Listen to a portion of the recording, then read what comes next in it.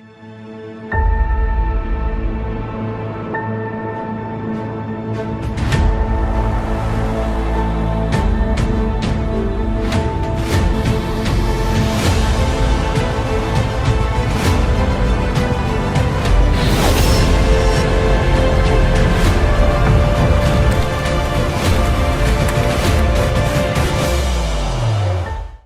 to Stop Now.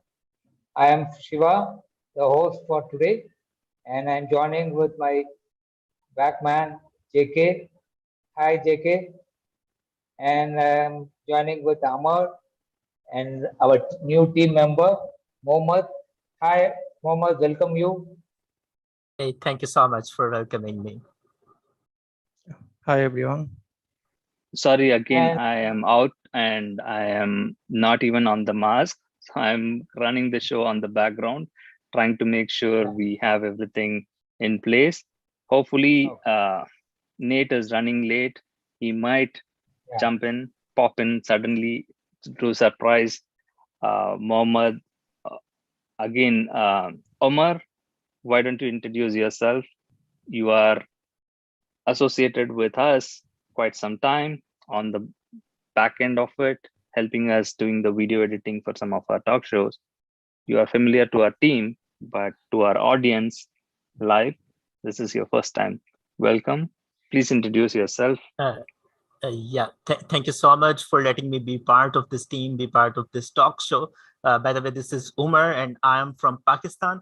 I am a video editor and graphic designer by profession. By the way, I have been part of Stop Now for quite about 7 to 8 months, I believe. I have been like editing the videos for Stop Now, and I am familiar with the things, the social experiment that you guys are been up to, and I was really interested in this discussion, the panel discussion that you guys have been doing in your talk shows. And just recently, JK asked me to join the panel, and I'm here with you guys. That's it. today we have a topic of modern slavery. Like, what do you think, Amar? Like, what you are think on modern slavery? Your opinion on modern slavery, Amar? Yeah, thank you, Shiva. Modern slavery is defined as the requirement or movement or receiving of children, women, or men through the use of force, abuse of or deception or other means for the purpose of exploration. Yeah, this called solely modern slavery, as I know. And you have any idea, Umar? Yeah, I have a vague idea about modern slavery. By the way, I'm not expert on this, but I believe that actually there were slaves in the old times when people used to buy, when a human being used to buy another human with their money, with their assets, and the person who was being bought up was bound to do each and everything that his master wanted him to do. And the word modern slavery is, I believe, derived from the modern days. Right now, in these days, the slavery is also have been modernized by with time. We have been modernizing ourselves with technology and with gadgets around us, and the same way we have modernized our slavery as well. And the modern slavery is actually the thing where we have some modern slaves who are working, who are white collar slaves, who are working for someone, who are bound to work for someone beyond the limits, beyond the without even caring about their human rights, the basic rights. By the way, just say, I believe that it is a basic human right that someone must not work more than 8 hours a period of a day, 40 hours a week. But there are some modern slaves. People have some people are bound to, and they are even working 80 hours a day, 80 hours a week.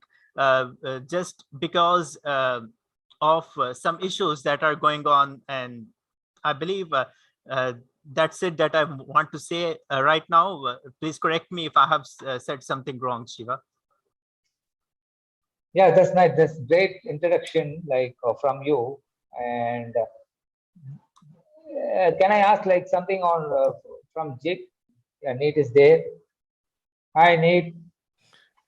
Hey, Good morning. good morning. How is everybody? Yes, we are fine. You Hi, are the Nate. busy man Good in morning. our team. Morning. Busy man in our team. Yes, yes. I woke up at 8 o'clock this morning.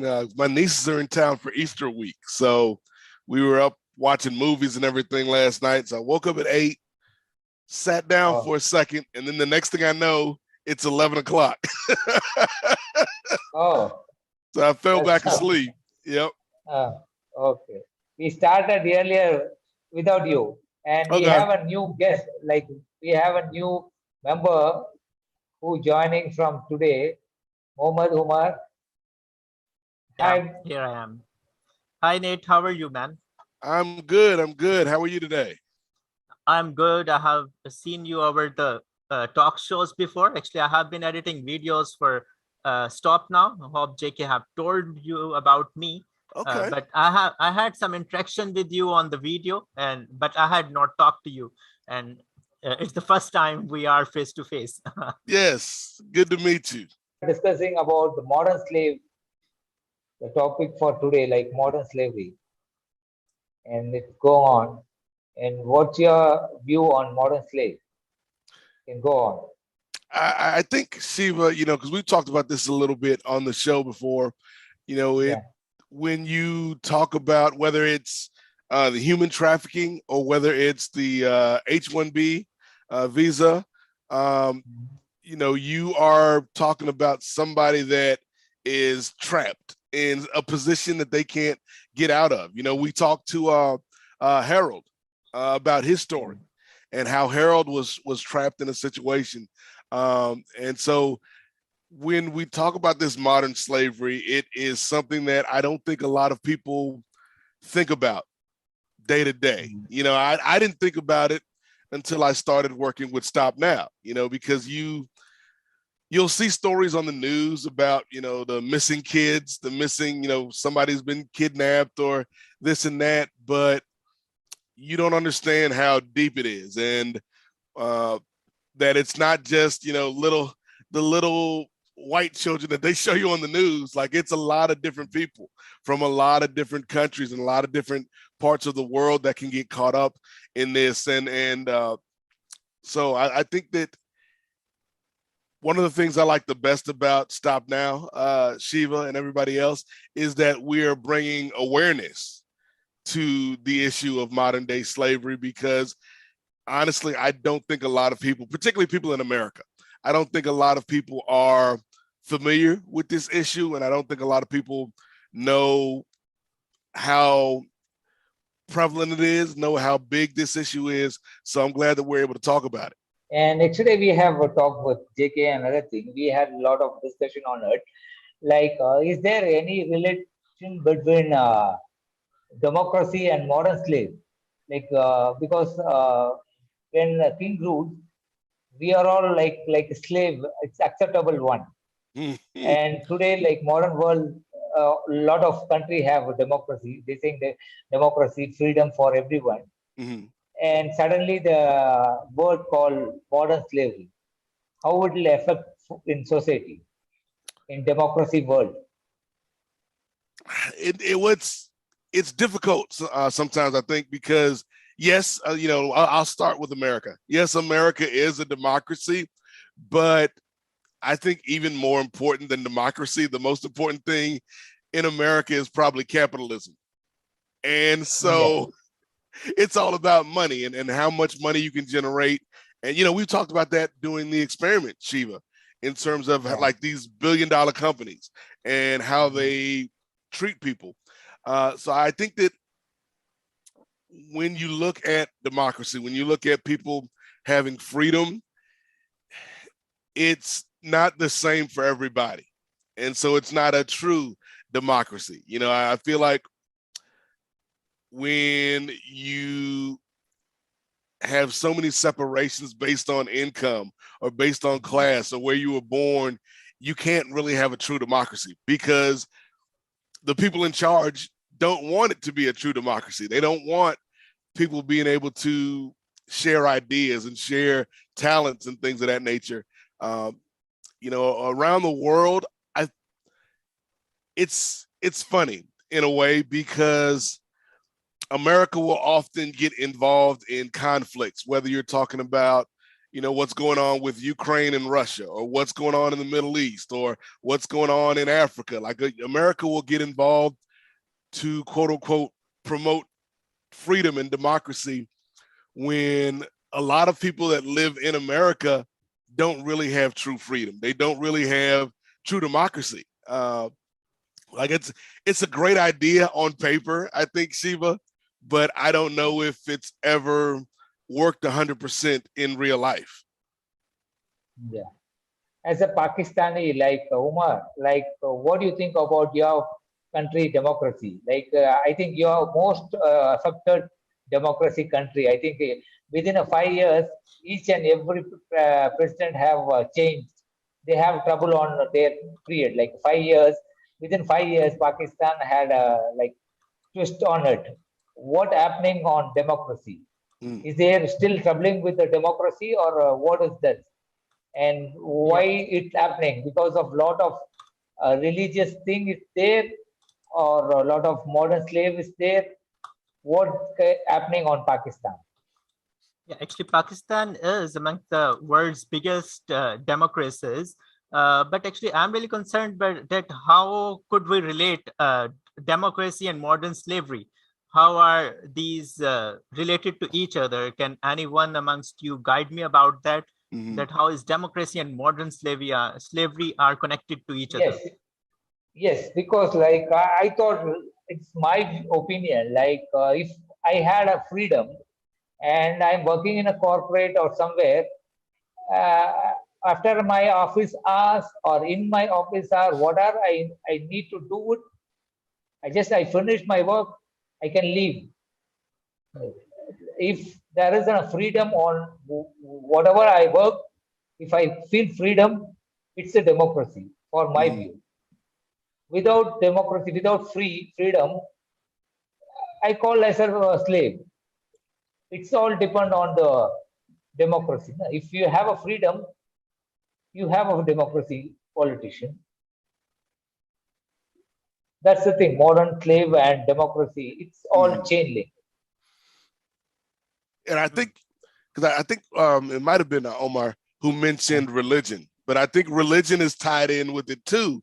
In a lot of cases, you know, and I'm somebody who is a religious person. You know, this is Easter weekend for those watching at the time we recording this, but I do feel like there's a part specifically about America that you've got democracy, but you've also got capitalism, and then you've got religion, in particular Christianity, or a version of Christianity that wants to tell people what they can do. You know, we've seen this with like abortion rights, and we've seen this with LGBTQ rights. And so it's not really freedom. I think it's people fighting for their freedom every day when you think about it. You know, whether you're gay or a trans person or a woman, you know, that is looking for her health care, or, you know, a black person or a brown person, it's every day you have to kind of make sure that some of your freedom doesn't get taken away in America. And that's actually a democracy where anyone can fight for his freedom, his or her freedom. Everyone have freely, anyone can raise voice for his or her freedom. That's actually democracy, right? Yep. This only raising a voice without getting any solution. I don't think that's called democracy. It If helps there if is you Yeah. have money when you raise your voice too, Shiva. Huh? Yeah. If you got money and a voice, you might be able to get something done. Yes. No, Yes. that's also right, by I the way. think like But democracy is a one word like hand chain with your hand and only you can raise voice. That's called democracy. You have a hand chain and you can freely talk. What's the use of it? Your hand is changed. And what the use of talking about or fighting on the voice? Without your hand, what's the use of it? Freedom is with your hand. Your whole total body have tied with chain and only your voice is raising. What's the use? There is no freedom. That's called democracy. That's called modern slave, I think. We are all modern slave in a way. We Yeah, can can raise I the ask voice. a question? Can I ask a question to the panel? Yeah, go ahead. Yeah, sure. So how do we relate it to H1B? Net, if you explain it, that would be better. Mhm. You said, how do we relate it to the H-1B? Yeah.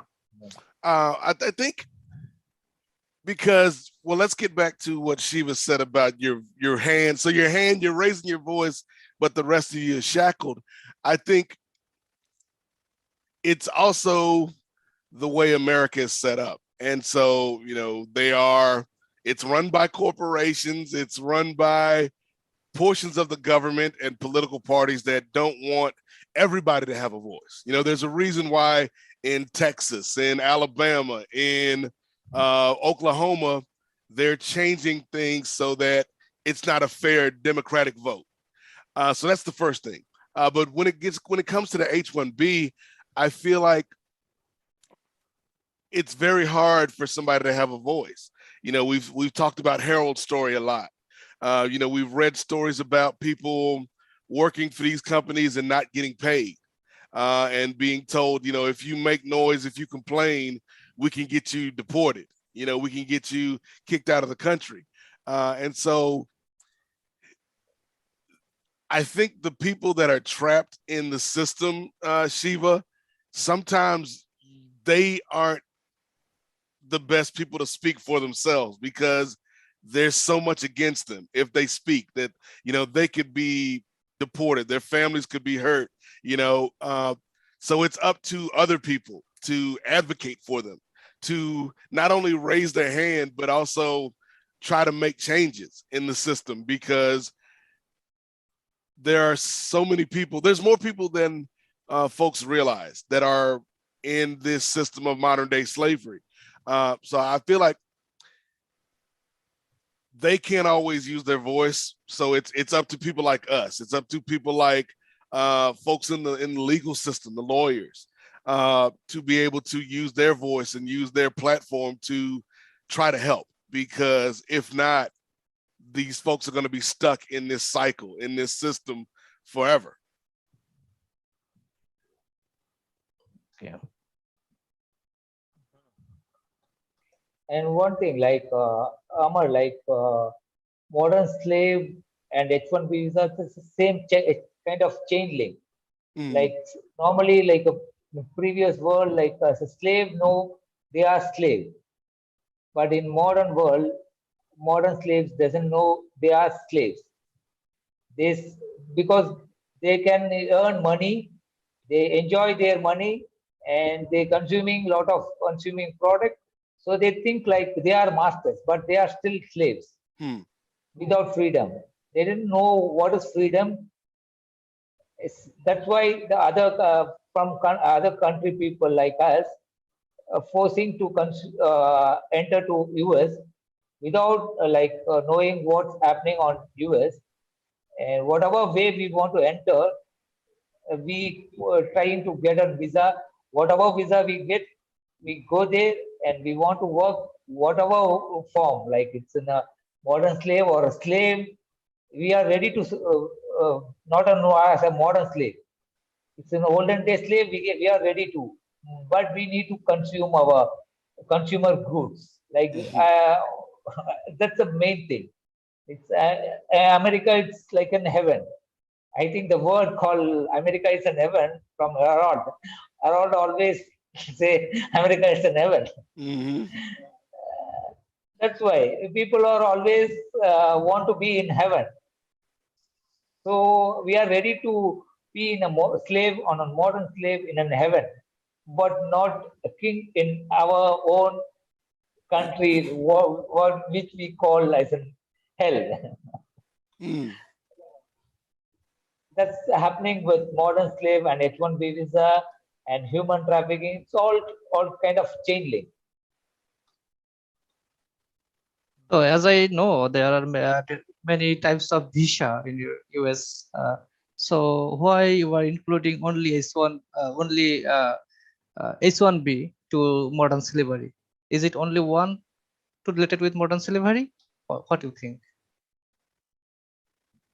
Mm. Yeah, that's the thing. Like H-1B is more kind of corporate visa, kind of corporate visa. Like the corporate or government have showing themselves. America doesn't have talented guys on their own country, and they are hiring from other countries. Mm. And Yeah, a and I think, particular, yeah, yeah, go I was ahead. gonna say Yeah. real quick, Shiva. I think, and one of the things, because you mentioned the power, the corporate power. One of the things about, excuse me, the H-1B is you are tied to that specific employer. Whereas if, you know, you decide not to work for them or they decide not to work for you, you know, you get fired like Shiva and I got fired. You you can't take that visa to another company, right? Like you are stuck. Because I believe, you know, that's what Harold was talking about, where, you know, if something goes wrong between you and that company, then you have to find other means if you want to stay in the country. And a lot of times it's under the table work. And that's how you kind of get caught in this system. And so I feel like, to your point, I feel like if there were changes to the system, like whether it needs to be abolished completely or whether it needs to be amended, which I believe is kind of Harold's point, something needs to happen, because the way it's currently set up is not really fair, I guess, to the workers. Yeah. Need, can you talk about your experimental experience, experimental lab experience? Yeah. Yes, we, Shiva and I, as well as a couple other people here, have done the experiment. I believe Amar has done the experiment. So we've all seen how, you know, this process works, from the recruiters and, you know, going through the interviews and the drug tests and all that. And so I was hired, and then I ended up being fired. But I don't know if you've heard the latest news, Shiva. So I want to say about 2 or 3 days ago, they sent me a letter asking for the laptop back. They sent me a letter. Okay. Hold on. Okay. Yeah. Yes. So they sent me an actual paper letter. Yep. Asking for the Oh. laptop back. Ah.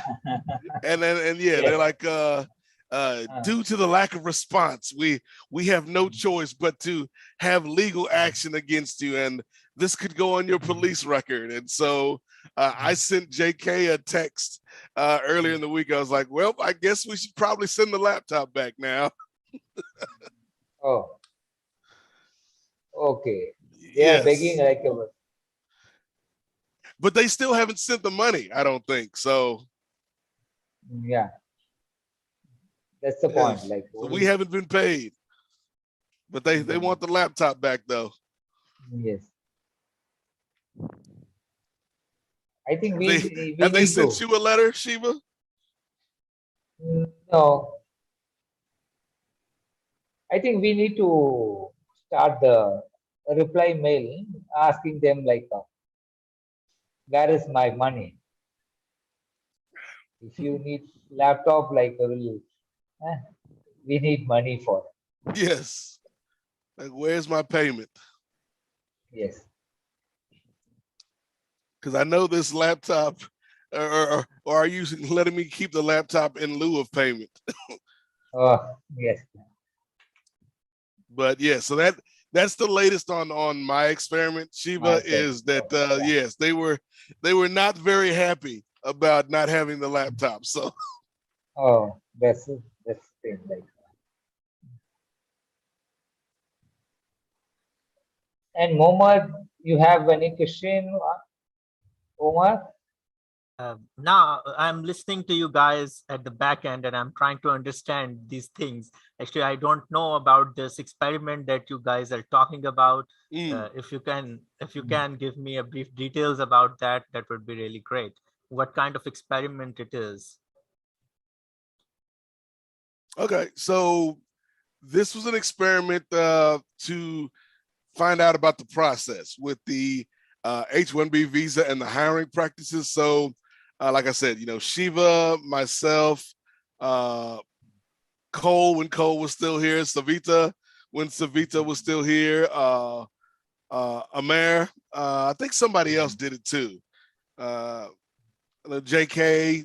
So we created a profile to go into these recruiting processes with these billion-dollar companies. And I think, and you can explain it too, Shiva, but the short story is these recruiters didn't care that these were fake profiles. They just wanted to get their numbers up by sending people to these companies. And so JK or Shiva or somebody else would do the interviews, and we got hired for a couple of these jobs, and they paid us, or they're supposed to pay us. They sent us laptops and everything. And it was to show that they don't care about what's real, because these were fake profiles. So you guys were hired under the fake profiles, right? Yeah, they were just there to make money, and they didn't care about the profiles. And I think Shiva lasted a little bit longer than I did because I got fired eventually. But Shiva, you can talk about your experience. Yes, that's the same thing, Mohammed. Like, we had like a lot of not, it's kind of fake profile. Like, it's kind of adding more effect on our resume. Like, we mentioned like project management and scrum masters on our resume. Like, we had a lot of experience on the field, and we go through, like, when we apply with the recruiters, a lot of recruiters will be there for outsourcing to like big corporate like Cognizant or CBS. What are the big corporate? They have a lot of recruiters there. This recruiter company getting the resume and placing us without checking our full background, who we are and where we are. Even from the pandemic, we like work from home. It get more. One can have a more than one or two jobs with the same profile. Even the corporate and recruiters ready to give us by knowing the person or working somewhere with us, even though they want some other number game with some other end client, because corporate have the job, they have a project, they want to finish with the end client, they want to show the number, we have this number of employee working with us. That's why they're taking us, like, without knowing our background or checking our background. They just place us, and we are trying to work with them as a project manager and scrum master. And for 1 or 2 months, up to their project finish or something, in between, when we have a trouble with them, they fire out. They just fired without knowing what the reason or something. Maybe their number game, maybe the number they want to reduce or something. It happened. It always happened without giving any knowledge on input what the project is there. The end client finally end up with us, and after 1 month, they say like you are fired. Mhm. With after 1 month, we getting the salary as our payment. It's keep on going process. Mhm. It's there is a lot of recruiter companies still doing this. This called like a real human trafficking, and this is called real modern slaves. There is a big corporate game, number gaming is there. Yes, and like Mhm. JK and Shiva and the rest of the team, like we have hours. I'm sure you've seen the footage, Momar, like just hours of these interviews and talking to these clients and talking to the recruiters, because it's not just the billion-dollar companies that are trying to go around the system. It's the recruiters, and like Shiva said, it's just a numbers game. Like if I can get 100 people signed up, even if only 10 of them last in the job, Mhm. I did my job. I brought 100 people to this company and I was the middleman. And Yeah. so it's a bigger problem, I think, than a lot of people realize. Sharing some video. Why it feels like slavery, the H-1B visa. Well, I can play that out. I Yeah, was listening to all of your conversation on the background. yeah, So, yeah. Easter Bunny guy. So, just it's a resurrection. My voice is being heard. You guys can comment on that. So, I don't want to bring in copyright violation. Again, it is all there with all the individual H1B candidates sharing their experience, and there is plenty on YouTube channel itself about people saying it. Like, so what we are trying to do here is collecting all those evidence and putting it in our platform and talking and debating on this. Nate, the question to you, right? So, what is your next steps? What are you going to do? Like, are you going to surrender, return your laptop, or as you said, like, I need my payment till that, like, I will hold on to it, or you are going to put a brave fight, saying that, like, you will see the wrath of a black man. I'm filing a complaint against your company, going to Department of Justice. So what was your thought, right? The minute you saw that, right? Even for you as a US Mhm. citizen, right? As a Yeah, part of our experiment, we did, right? The fault is on our end as well. If they dig deeper, like they will, they can fight the case against us. mhm. But the problem here, they don't care. They simply hired you, and within a month, like they fired you. They didn't even know you. Yeah. They didn't even see you. What a irony, right? It is what we are ridiculing, right? Gainwell Technology, it's a big HP corporation and it's a state client to that matter. Mhm. Mhm. How they endanger the state client security, and if it is a foreigner, right, they can expose this, sell the data to different countries. It becomes a national security. So much can be made out of this experiment, but still, they just fired you without giving any reason and overly said that like to the recruiting agency like it's performance, so Mhm. just ask him to return the laptop. That's it, the chapter is closed. For you as a US citizen, you can push back and you can fight, but what happens to others, non-immigrants, right, who are on a Mhm. visa? Do they have any power? Do they have any legal saying? Those are my questions. Mhm.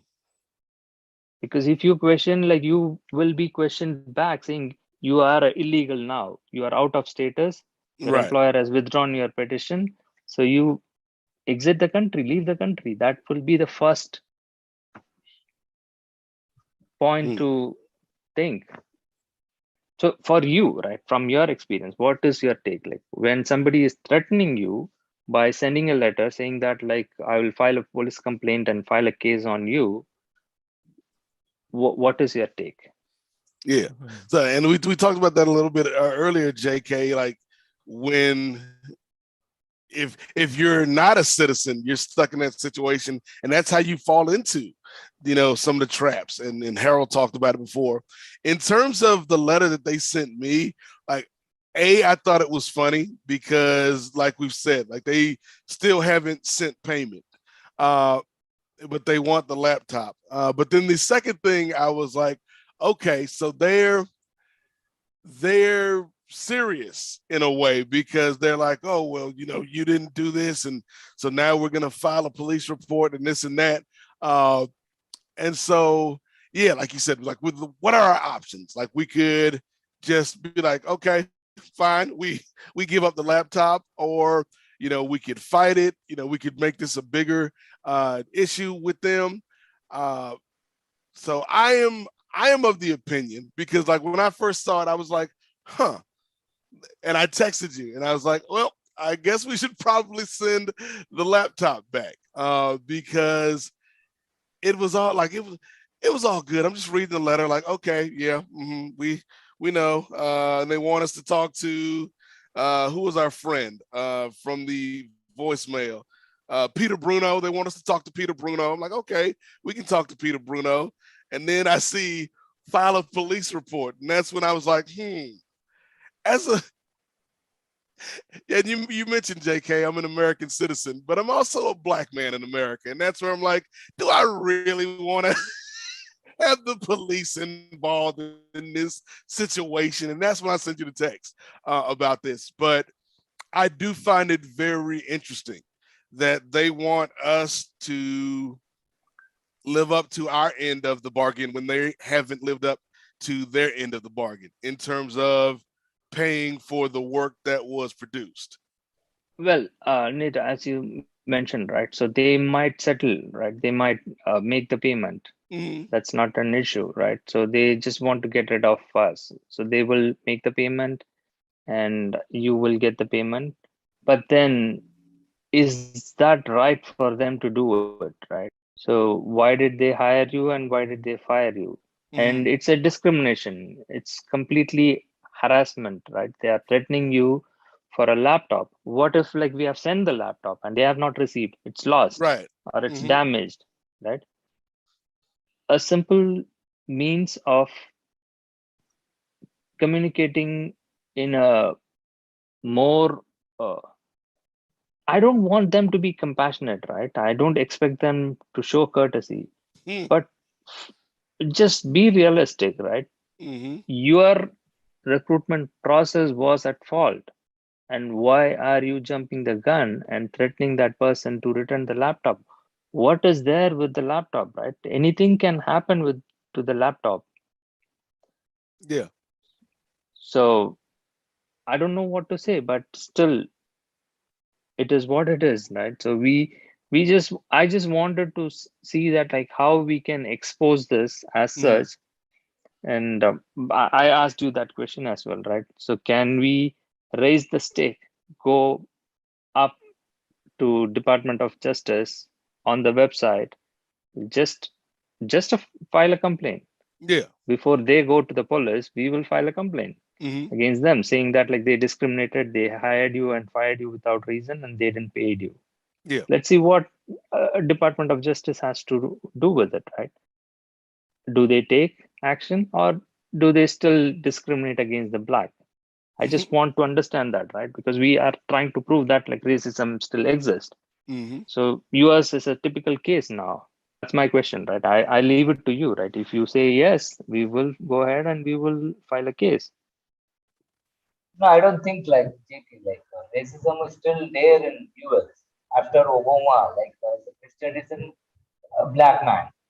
After him, it's there happening. So this all kind of, it will be still. I think we'll end up with the simply. It's my opinion. What's your thought? I think that we can. I would file the complaint, but I would also, because here's the thing. I'm trying to think of the best thing for the experiment, but also the least headache for me, because I don't want Peter Bruno calling my house. I don't know Peter Bruno like that, JK. But I think we can, file the complaint, see what that leads to. But also we can send the laptop back at the same time.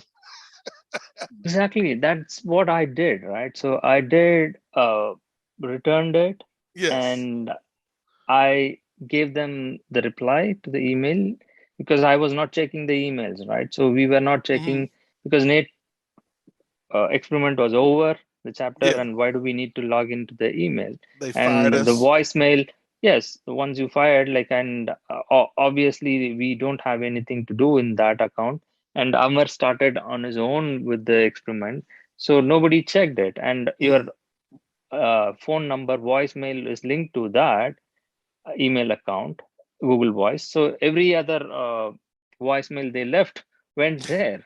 So nobody picked up. And honestly, we even mentioned that you went abroad and you had family issues and emergency. That's where we are not able to respond.